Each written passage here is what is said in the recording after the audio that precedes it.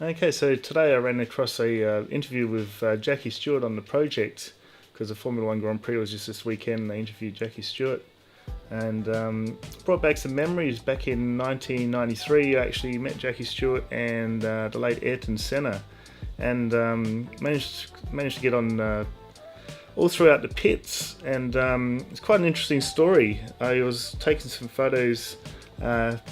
It was a local event on, and I was taking some photos of the Formula Ford team. And the guy that was running the Formula Ford team, Steve, said, "Oh, yeah, if you want to take some photos at the Grand Prix, I'll give you a paddock pass," which sort of got you really closer to the action. It was a bit better than the general admission. So I just sort of grabbed that. I said, "Yeah, no worries, I'll do that." And while I was in the paddock, this guy here, you'll see here, just here, he was a friend of Eddie Jordan, who used to run the Jordan Formula One team. Little Irish guy, this guy, and spotted my camera. This was back in the days when it was all just film, so not many people had decent cameras, and I had a pretty decent camera, and you see from the quality here. And he said, "Yeah, do you want to take some photos for me? I got some film." And so I said, "No worries." And he was into these old cars. You can see here all these old cars. He wanted me to take some photos of these old cars, and I was taking photos like that for him. Cruising along all the old cars. Actually, what I'll do is I'll show you my website in a moment. I've got better quality photos. So anyway, that's how I got into the race paddock. And so let's have a look at the Jackie interview, and I'll do some commentary along the way. For half a decade, he's been the man that even non-racing fans associate with Formula One. And even approaching his 80th birthday, world champion Sir Jackie Stewart has lost none of the drive that took him to 3 world championships. To motorsport fans, he was known as the Flying Scot, a racing prodigy who'd eventually retire with 3 world championships under his belt. Half a century later, he remains the best-known face and voice of Formula One. Nice to be in Australia again. Where would you like me to sit? And here's Stewart winning the Grand Prix. Stewart wins the British Grand Prix. Sir Jackie was at his peak in the middle of what was undoubtedly Formula One's most dangerous decade. Safety measures were basic at best, and deaths were mounting by the year. 57 people who were friends, who had lived with us, travelled with us, holidayed with us, dined with us, that were killed. It was going on and on and on, and nobody was doing anything about it. And they thought if they put a bale of straw in front of the telegraph pole, that would be enough. That was the statement of safety, if you like. Ridiculous. Crazy. Racing was his job, but driver safety became Sir Jackie Stewart's passion. The death of his teammate Francois Souver soon after Sir Jackie's last world title win in 1973 prompted not only his early retirement, but a lifetime of trying to stop the carnage on Formula One tracks. Safety is clearly very important, but on the other hand, part of the attraction of Formula One is the danger of it. Drivers now don't have that same fear or concern, and they certainly don't go to many funerals. But still the energy's there, still the excitement's there. And people like to see incidents and accidents because that's part of motor racing. The danger is there and the speed is incredible. People don't like to see death. So a pretty profound statement, isn't it? People don't like to see death. They like to see the action and the thrills and spills and the speed, but they don't like to see death. So this is a picture of Jackie I took in 1993. What I'll do is I'll just go to another scene here on OBS, and I'll show you my website, jonathanpanoff.com. I'll put a link down in the description. So I've got quite a few sort of rare photos here, and I'll just show you some, and I'll show you Jackie in that. Where are we? So I got the Ayrton Senna one here, and I'll show you those. So I met Ayrton. So this is quite a cool photo actually. Let's see if we can go full. Yeah, there we go. That's looking better. You can see here we've got Ayrton Senna here, and here we go, 1993 Foster's Australian Grand Prix on the photographer's jacket there. And no, I was pretty lucky because I got, where's this guy here? I'll see if I can show the camera because I haven't really scanned this in. You can see here, see on around his neck, he's got like an electronic pass, and he gave me one of those, and it was so cool because you could just go in anywhere. I'll just show you some of the pictures I took, and just cruising along there on pit lane. With the team mechanics there, but you could just he wanted some pictures of Eddie Jordan's cars, so he got me into with our passes, we got into the actual garages, and I sort of felt like I was intruding, but he sort of knew all the guys, so he just let me sort of take photos of everything there, so it was so cool. There's Eddie Irvine's car there, the Sasol car that it's Eddie Jordan's team. Also had the Ferraris for all the Ferrari fans. Look at that! Doesn't that look really boxy? A boxy Ferrari. That's pretty cool. And the Momo steering wheel. All right, so. So basically Ayrton, we had Ayrton there, but previously, let's go back, you can see here, this was earlier, just like a few minutes earlier. Actually, I think this was on a different day, because I think I was there for 2 days. Yeah, this was quite a long time ago, 1993, I can't remember all these things. But as you can see, there wasn't that many people around, and I managed to get some shots of Ayrton in the car there, and it's Ayrton's car. You see Senna here. I shall put these full screen, so I should be able to. There you go. These sort of back to front, aren't they? I should start from here. So that's the first photo, really, and just Ayrton's car there, the old Marlboro McLaren. Very hard colour to get this. This orange colour here, not too sure what the actual colour is called, but it's very, very hard colour to capture. And there's Ayrton's Formula 1 car, and there's Ayrton himself, and he was just all alone. It was just me and Ayrton, and I was quite privileged to just get a shot of him there. And I just took the shot and just walked off. I wasn't going to bother him. He was obviously working some technical aspects of his car out, and so that was one of the race days, obviously. And if you look here, it's just not showing the cursor. If you look, how am I gonna? That way. Right over there. In the garage, you'll see the Benetton garage, you'll see Michael Schumacher. If you look for the colours of Benetton there, you've got Michael Schumacher here. So it's pretty freaky. We've got Michael Schumacher at the moment. We don't know his condition, but it doesn't look good. And of course, Ayrton Senna died in Imola in 1994.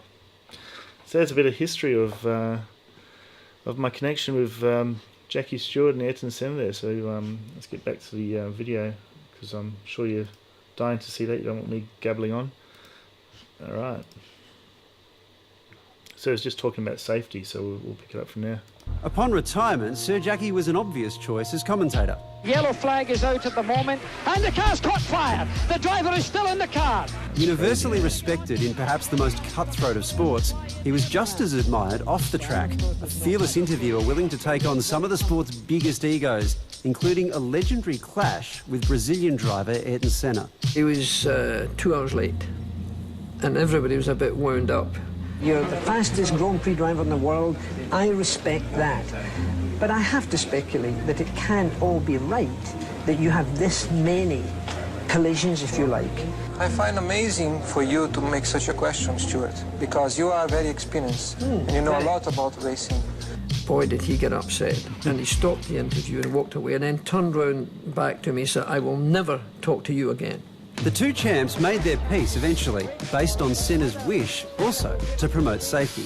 We must have talked on the phone, I don't know, every week at least twice. And then he went to Imola, and just a huge accident. It appeared to me that the car just suddenly started to veer to the right. And if he had raced in today's world, that accident would not have caused the fatality. Senna was one of 2 drivers to die that awful weekend in 1994. Since then, there's been only one other. Tragic as they were, it's a remarkable improvement in safety since when Sir Jackie and his fellow drivers were dicing with death every race. You're Australian, Mark Webber, going up into the spectacular, end over end, crashing at the end into a barrier. I thought, God, he's dead. The next thing, you know, sort of 8 seconds later, he's undoing the seat belts and walking back across the track to go back to the pits. I'll just interrupt there for a second because I failed to mention my favourite motorsport documentary of all time is it's called Senna. And just look it up. I'm not too sure what year it was made, but it's just absolutely brilliant. It's sort of like it's almost like a documentary movie. It's all about Ayrton's life, how he started off in go-karting and his rivalry with Alain Prost, all the intricate politics behind that. I totally recommend it if you've got the chance. Go on. It's probably on iTunes. I had it on DVD because I watched it many years ago. So yeah, do yourself a favour, look up Senna the documentary. It's like I think it's about 90 minutes. Yeah. That's how safe it is now. So Jackie's still a fan favourite whose autograph and insights are still sought after in equal measure. Does that bother you about the sport though? That the quality of the car and the quality of the team matters so much, sometimes more than the quality of the driver? No, I mean, if you're a good driver, you drive the best cars. And if you're a good driver, the best teams want you. But if Daniel Ricciardo is such a good driver, yes. Why is he finding it difficult to put himself in one of the best cars and be the top man? Well, he's made a choice. He's going to what could be the best car in the world, because the Renault has won the World Championship before as a Grand Prix car. He's got all the capacity of being a world champion. His natural skills are great. He's got a great personality. The crowd love him, not just the Australians. The crowd love him. It could happen in 2 years. It might take 3, but only if Renault get the job done. Yeah. Away from the high-octane sport he adores, Sir Jackie Stewart's true love, his wife Helen, has been by his side for nearly 60 years. Helen, sharp as a needle, could take 26 racing cars on a split-second stopwatch every single lap. And now, of course, she's got her own difficulties and yes, you have to support Helen's, her. well, was diagnosed with dementia about 5 years now, and it's a terrible illness. I'll call her twice a day everywhere I am in the world. I'll phone her tonight, and I phoned her, of course, last night, but she'll ask me tonight, where are you? She will not remember I'm in Australia. Sir Jackie.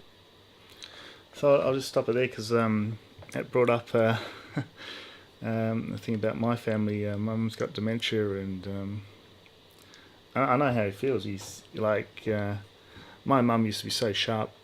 She used to do all the crossword puzzles just like that, bang. She used to just know the answers for everything. And now she's got dementia. She can't even count. She barely knows her name. She doesn't know my name. She hardly talks. I was quite surprised the other day. I called up Mum and Dad, and Mum answered the phone.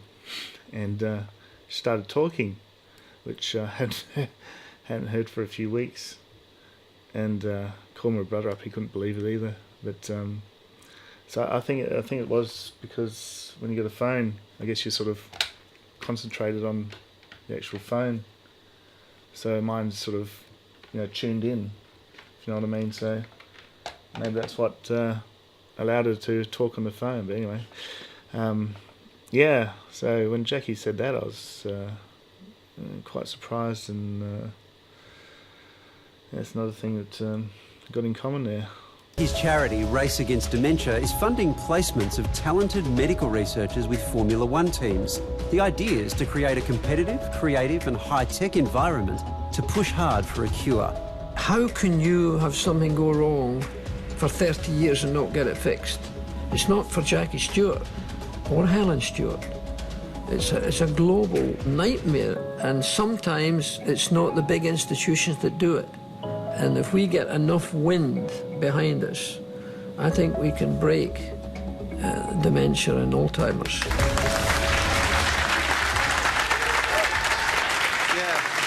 We'll have more on how you can help with that in a sec, but your appearance in that's obviously pretty sensational. Looking at what Jackie Stewart did for driver safety, would it be going too far to say that he helped save your life? Yeah, like I think he's saved a lot of us from having particularly life-changing injuries, no question about it. Jackie's nearly like a second father to me. He's been incredible. I've known Jackie for over 23 years, and Lady Helen is an absolutely incredible woman, what they've been through, and as you say, how many fatalities he went through the early parts of his career there. So a colossal figure, a colossal impact in our sport and motorsport industry. I know you've had some special guests on the project, but I tell you what, that guy right there, he is iconic. Iconic. He's a special bloke. You can feel that in his presence too. Thank you very much for coming in. Yeah, so I hope you enjoyed that interview with Jackie. It's you don't often get interviews with Jackie Stewart. Haven't seen one for a while. So all right, let's get back to my website, because I want to show you a little bit more. If you're obviously here, if you're obviously motorsport fans, so I'll show you some rare photos I've got. All right, so we'll go through from the start. So if you go back through to my home page, I'll put the link down there. Actually, don't forget to donate. No, nobody's actually donated to my website. It costs me a couple $100 a year to keep this up and running, and I just do it off my own back because I still love photography, and all my prints, if you want to print or anything, they've got all sorts of products here. It's hosted by SmugMug, which is a really high quality photographic website hoster. So basically, if you go through, if you're a motorsport fan, I've got cycling ones. I've actually organised these quite well. Just quickly show you this. So I've actually organised it professional riders A to Z. But I just don't get enough time to work on it. But it's quite impressive. I've actually got all the cyclists I've taken photos of A to Z. Okay, but since you're probably motorsport fans, let's forget the cycling. We'll go back. So click on rare and exclusive photos. We've seen Ayrton Senna. If you're a V8 supercar fan, these are very rare photos. This is when Mark Scaife actually had a drive in Eddie Irvine's. Let's show you here, Eddie Irvine's Formula One car, the Jordan. So here we go. So these are very rare photos. This is back in 1993. There's Eddie Jordan, Mark Scaife. You never see Mark Scaife in a Formula One car. I think this is the first and only time he's ever been in one. And I really like these photos. Especially that one. I really like that one. So if you want to print of these, just go down to the buy tab here, down on the bottom right. So I should work out how to get this cursor back. And you can actually go buy this photo. And it's just got heaps of options: paper prints, wall art, desk art, keepsake. You can put the photo on a mug. I wonder if it'll actually show you what the photo looks like on the mug. Let's have a click. No, it's just saying add to cart. $18 for a mug. But you can just sort of crop it and everything here. You can just crop it wherever you like and rotate it and so forth. So yeah, if you want some products, they're all at cost price. I don't put any mark on them, up on them at all, because SmugMug want like $400, $400 for the pro version of their website hosting, where you can just set margins and make money off the photography bit of. I've probably made $150 out of. I'm running this at a loss, basically. That's what I'm trying to tell you. So I'm doing this for all the fans. Anyone that likes all my photos, I just put it up just for them. So I sold a few prints here and there, but not much. But there we go. And probably the most special ones are let's see, we've got Eddie Irvine there. I really like that photo of Eddie Irvine. But let's flick through them here. So if you're a fan of Eddie Irvine, he was a Irish Formula 1 driver back in the 90s. But the ones I really like, I need to show you, Michael Schumacher. A little bit of a story behind these ones as well. I've got 4 photos here. Because as you know, Michael Schumacher was part of the Benetton team. And this is before he became a superstar. I always remember Michael Schumacher actually going head to head with Nigel Mansell in his Williams Formula 1 car, and you know, he was matching him, and people were amazed that he was keeping up with Ayrton Senna, because you know, Nigel Mansell's car was far superior, and Michael Schumacher was keeping up with him, and that made a big impression on me. I thought this guy's a star. So basically what happened was a place called Burnside. If you're an Adelaide person, you'll know where Burnside is. They've got a Benetton shop, and Michael Schumacher just basically turned up for the grand opening of the shop. They managed to open it at the Grand Prix time, and obviously planned it for Michael to turn up and open it. So there's a picture of him just on the mic. You've got 4 photos there. Look how young he looks. That's incredible. Hey, it's 1993, I'm pretty sure. I did these all the same year. And little smile. And there's Michael, a little bit of a mullet there, Michael Schumacher. So here you can just order prints there as well, if you're interested. Yeah, you just go order prints, this photo. I'll just show you some of the prices. They're just ridiculously cheap. So what I suggest is, you know, if you want to do an order, just go through my website and just order like for my American customers, it's great because they've actually got SmugMug's got printers in America, whereas in Australia you'll have to wait probably 4 weeks to get your prints. But here you got, you know, standard sizes like, you know, 4x6, 27 cents. Come on, 5x7. And the cool thing about this, see, you can see here it's all cropping automatically. So you'll see where it is, and you can actually click on it, and then you can actually change the crop yourself as well if you want to crop it a little bit tighter and so forth. Just reset the crop there. But yeah, I really like this website. Not the fact it's mine, it's just it's very well done. How they've done all the put a lot of thought into these, and so there we go. There's Michael Schumacher, cheap as. No, biggest size I got is a 24-inch by 36 for $50 Australian, probably about $40 US or something. So you can have a huge picture of Michael if you're a big Michael Schumacher fan. I'm pretty sure nobody actually took photos. Had a few people with little compact cameras, but nobody had any professional gear. I don't think the media actually turned up for it. So it's quite rare, those photos.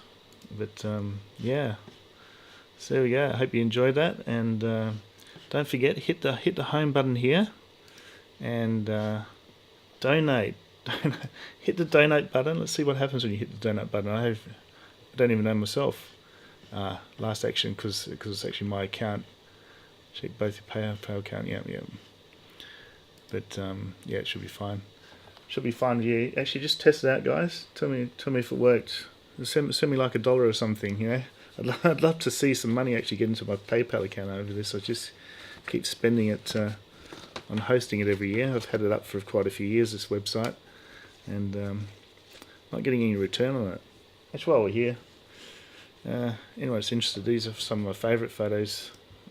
Took the lion cubs at Werribee Zoo, and I'll show you one of my favourite photos. I reckon it's this one here. There we go. Let's load that up. Check this out. Isn't that cool? That's probably my favourite photo of one of my favourite wildlife photos. Actually, little known fact, I actually got into the final of the World Wildlife Photographer of the Year Awards, and you'll see some of my photos here. I've sort of specialised in wildlife. It's probably my passion. I like to capture like the essence of the animals. That's pretty cool. And I like to sort of capture the character, and I think that one there, that made it into the finals of the Natural History Museum's World Wildlife Photography Year Awards. I had, I think, 6 out of 12 photos I submitted got into the finals. So that was pretty cool achievement. That's one of my favourites here. And this one too. I think that one made the finals too, and that one back there did as well. So yeah, just have a flick through. I've got some great wildlife photos. I could put so many photos up. I got that many photos of wildlife and all sorts of things, you know, that I could put up here. Interesting story with this one is you can see the tear here. See, there's no cursor. You just look on the or his right eye and the left hand side there. It was actually quite a windy day, and I think he got a bit of cold wind in his eye and started crying there. So it's pretty rare. Pretty rare to see this one's pretty cool. Yeah. So anyway, guys, I won't bore you anymore. You know, I'll put a link in the description. You can go have a look at my photography website, and hopefully you'll buy some prints, because none of them have been published. None of them have ever been published, so you'll have some unique photos. That one's pretty cool. Yeah, one for the family album.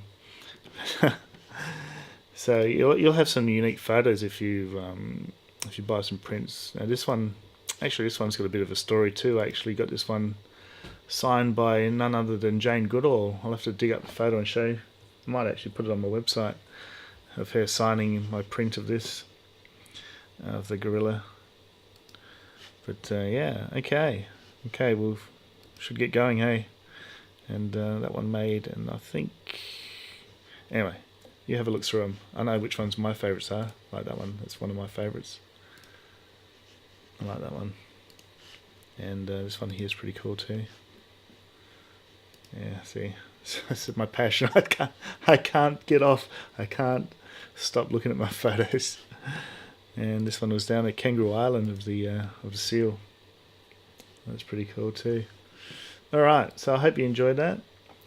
Sorry for the people that came here for the Formula One and just got a whole lot of wildlife commentary right there. But I hope you enjoyed the Jackie Stewart video, and don't forget to subscribe and like the video, share it with your friends, and hit the bell button so next time I put a new one up you'll get a notification, so you don't miss out on any of my videos. Okay, cheers. See you guys.